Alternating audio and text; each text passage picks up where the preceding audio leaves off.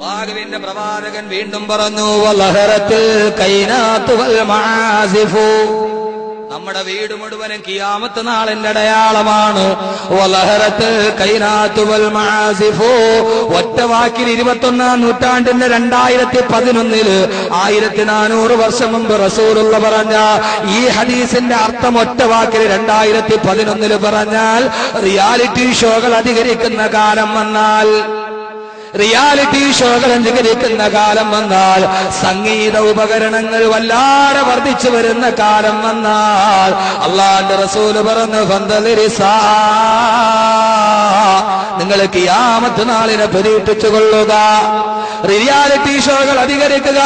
40 കഴിഞ്ഞവനൊരു show, 45 തീർന്നവനൊരു show, 60ലേക്ക് കാലെടുത്തവന് മറ്റൊരു show, 18 കഴിഞ്ഞവന് വേറൊരു show, 12 കഴിഞ്ഞവർക്ക് വേറൊരു ഷോ, തലമുടി നരച്ചവനൊരു ഷോ, നരക്കാത്തവനൊരു ഷോ, മുട്ടുമറഞ്ഞവനൊരു ഷോ, ഇങ്ങനെ 10,000 ഷോകൾ വന്നാൽ മാപ്പിളപ്പാട്ടിനൊരു ഷോ, മാപ്പിള അല്ലാത്തതിനൊരു ഷോ.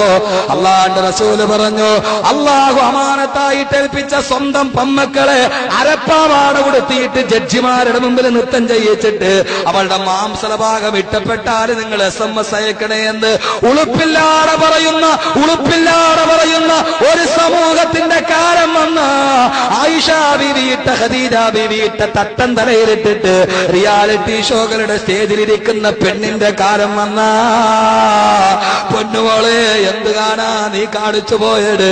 ആയിഷ ബീവിയിട്ട ഹിജാബല്ലേ, ഖദീജയിട്ട ഹിജാബല്ലേ, ഫാത്തിമയിട്ട പർദയല്ലേ, ബഹുമാനപ്പെട്ട മൈമൂന ബീവി ഇട്ട് തന്ന ഹിജാബല്ലേ?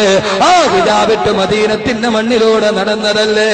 അതേ ഹിജാബ് വിട്ടിട്ട് ഐഡിയ സ്റ്റാർ സിംഗറിന്റെ ബാൽക്കണിയിൽ കയറിയിരിക്കുന്ന പെണ്ണിന്റെ കാലം വന്ന ഒരു ഉളുപ്പമില്ലാതെ പെൺമക്കൾക്ക് SMS ചോദിക്കുന്ന രക്ഷകർത്താക്കൾ, എന്തിനാ പൊന്നു രക്ഷകർത്താക്കളെ സ്വന്തം മക്കളെ വിട്ടിട്ട് വേണോ 40 ലക്ഷത്തിന്റെ ഫ്ലാറ്റിൽ കിടക്കാൻ?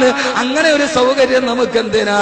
ചെറ്റക്കുടിൽ ജീവിച്ചാലും അള്ളാഹുവിന്റെ സ്വർഗത്തിലോട്ട് കൈപിടിച്ചു പോകുന്ന പൊന്നുമക്കൾ വേണ്ടേ? അള്ളാഹുവിന്റെ റസൂല് പറഞ്ഞു, ഭാഷ കടുത്തു പോയാൽ നിങ്ങൾക്കാർക്കും ഒരു പ്രശ്നവും തോന്നരുത്. ചില ആളുകളൊക്കെ ഇതിപ്പോ ഹലാലാണെന്നുള്ള രീതിയിലാണ് ചെയ്യുന്നത്. അത് പട്ടുറുമാലാണെങ്കിൽ കുഴപ്പമില്ല, മാപ്പിളപ്പാട്ടല്ലേ? ഏത് മാപ്പിളപ്പാട്ടാപങ്ങള്, ഏത് പട്ടുറുമാലാപങ്ങള്? അല്ലാഹുവിന്റെ റസൂല് പറഞ്ഞു, വാദ്യോപകരണങ്ങൾ വർദ്ധിച്ചു കഴിഞ്ഞാ പന്തലിരിസാ, പെണ്ണുങ്ങള് കഥാപ്രസംഗം പറയുന്ന കാലം വന്ന, പെണ്ണുങ്ങള് നാടകത്തിനിറങ്ങുന്ന കാലം വന്ന, കഥാപ്രസംഗം ഇന്ന് സ്ത്രീകളിൽ സുലഭമാ, പരിശുദ്ധ ദീനിനു വന്ന ഗുരുതര രോഗമാ. കഥയും നബി യൂസുഫ് സുലൈഖ ബന്ധമാ, അത് യുവതിയായാൽ പിന്നെ സീറ്റും അസാധ്യമാ. കഥ ബീവി ആസൂറായുമായാൽ പിന്നെ തികച്ചും ഹലാലെന്നുള്ള മട്ടും തന്നെ.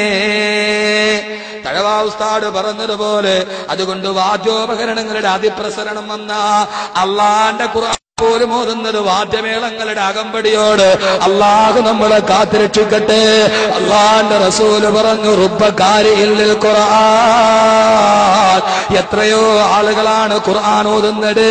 അവൻ ഓതുമ്പോൾ വൽ ഖുർആനു യൽഅനുഹു, ഖുർആൻ അവനെ ശപിച്ചുകൊണ്ടിരിക്കുകയാണെന്ന് നബി മുഹമ്മദ് മുസ്തഫ. റിയാലിറ്റി ഷോകൾ അധികരിച്ചാൽ, അല്ലേ? ആണോ? അധികരിച്ചോ കുറഞ്ഞോ?